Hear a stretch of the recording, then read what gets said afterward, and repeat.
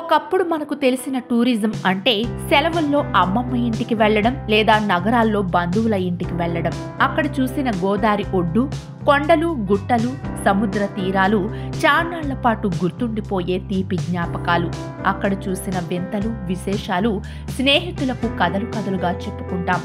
అప్పట్లో పక్క ఊరిలో జరిగే జాతర, దేవుడి గుడికి వెళ్లడము విహారయాత్రే. చిన్నప్పుడు అందరికీ తెలిసిన టూరిజం అంటే ఇదే. అవి ఎన్నో వింతలు చూపిస్తూ మరెన్నో జ్ఞాపకాలను పంచుతాయి, అలాగే విషయ పరిజ్ఞానాన్ని పెంపొందిస్తాయి. ప్రస్తుతం ట్రెండ్ మారింది. సరదాగా వెళ్లే విహారయాత్రకు టూరిజం అంటూ ట్యాగ్ లైన్ పెట్టడంతో ఇప్పుడు అదొక ఇండస్ట్రీగా మారింది. దీని అవసరాన్ని గుర్తించిన ప్రభుత్వం కూడా ప్రత్యేకంగా టూరిజం మంత్రిత్వ శాఖ ద్వారా అనేక కార్యక్రమాలు రూపొందిస్తున్నారు.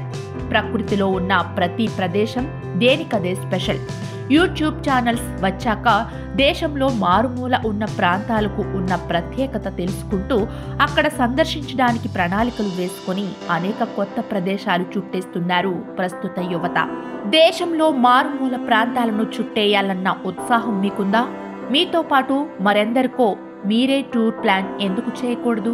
అలా చేయాలంటే ఏం చేయాలి? టూరిజం ఇండస్ట్రీ అనేక ఉపాధి అవకాశాలు కల్పిస్తోంది.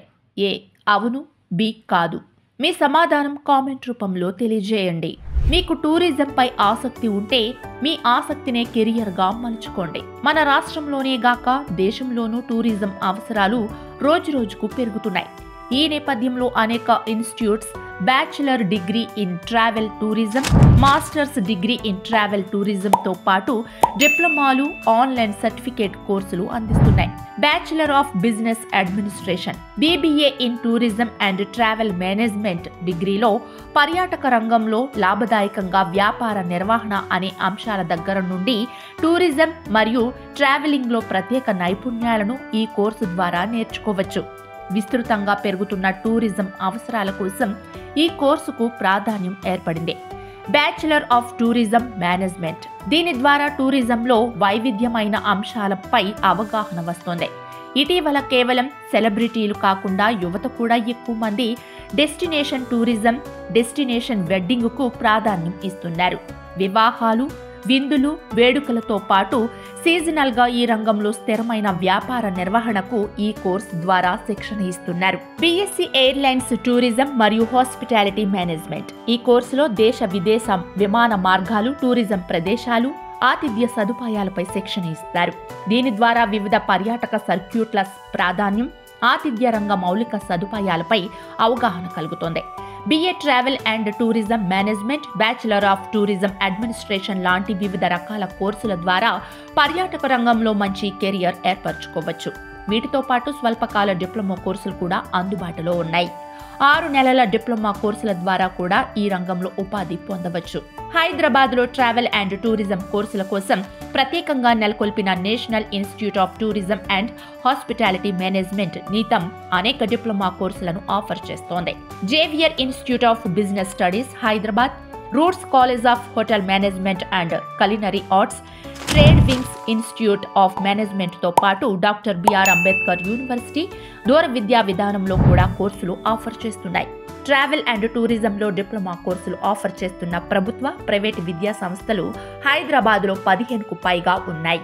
ఇంటర్ తర్వాత తక్కువ కాల వ్యవధి డిప్లొమాలు చేసి టూరిజం రంగంలోకి వస్తే ఉపాధి అవకాశాలు ఎక్కువగా ఉన్నాయి.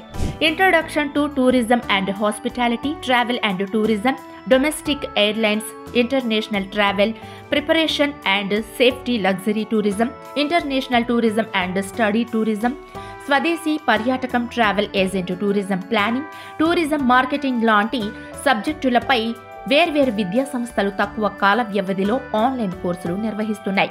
విదేశీ, స్వదేశీ పర్యాటకం ఏదైనా సరే సంబంధిత భాషలు నేర్చుకుంటే ఈ రంగంలో వేగంగా దూసుకుపోవచ్చు. మాతృభాషతో పాటు ఇంగ్లీష్, హిందీ మాట్లాడగలగడం తప్పనిసరి. అలాగే దక్షిణ, ఉత్తర భారతీయ ప్రధాన భాషలు తెలుసుంటే మంచిది. విదేశీ టూరిస్టులకు తగిన ఏర్పాట్లు చేయాల్సిన సందర్భంలో ఇంగ్లీష్తో పాటు స్పానిష్, జపనీస్, మాండరిన్ భాషల్లో పట్టు అవసరం. ఫారిన్ ట్రిప్ వెళ్లాలని భావిస్తున్న టూరిస్టుకు తక్కువ సమయంలో ఎక్కువ ప్రదేశాలు పర్యటించే ప్రణాళిక సిద్ధం చేసుకోవాలంటే అక్కడి భౌగోళిక పరిస్థితులపై అవగాహన ఉండాలి.